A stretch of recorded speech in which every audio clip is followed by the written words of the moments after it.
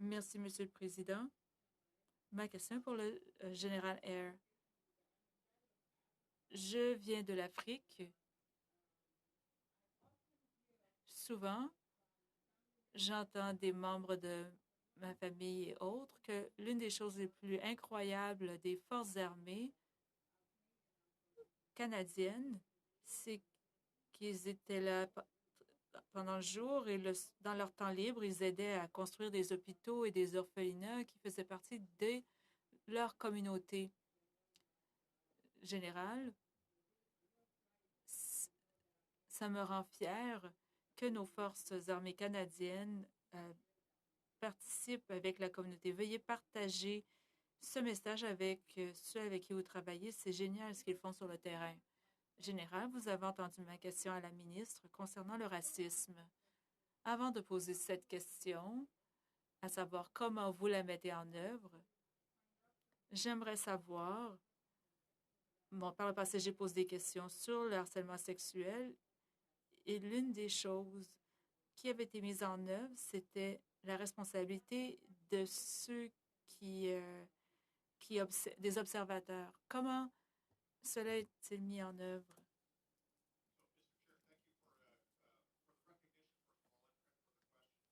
Merci pour la question. J'ai participé à plusieurs opérations de maintien de la paix où j'ai vu la générosité de nos membres qui participent dans leur temps libre à différents projets pour aider les communautés locales. C'est un partage généreux de leur part. Je crois que cela montre la culture de notre pays et c'est reflété dans les forces armées. Concernant le racisme et la formation des témoins, nous avons une initiative que nous devons poursuivre. Les témoins doivent avoir le pouvoir de faire rapport, d'intervenir, de faire quelque chose. Cette formation doit donc continuer. Mais cela en revient aux valeurs plus générales que nous devons euh, épouser, soit l'inclusivité.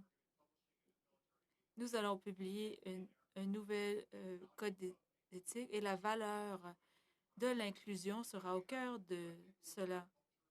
Lorsque j'étudie notre culture, la nature euh, d'exclusion dans l'institution sont là.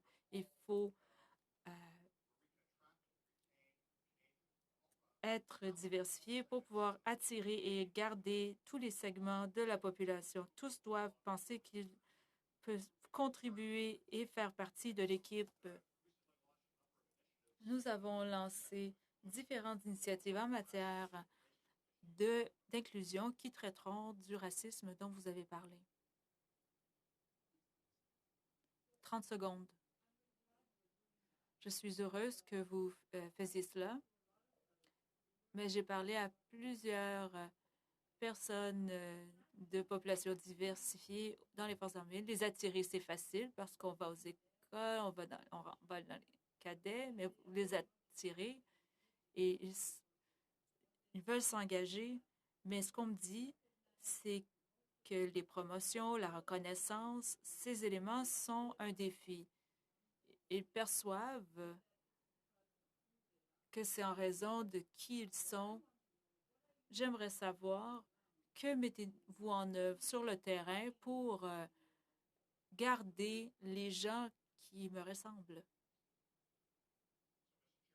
Monsieur le Président, merci pour la question.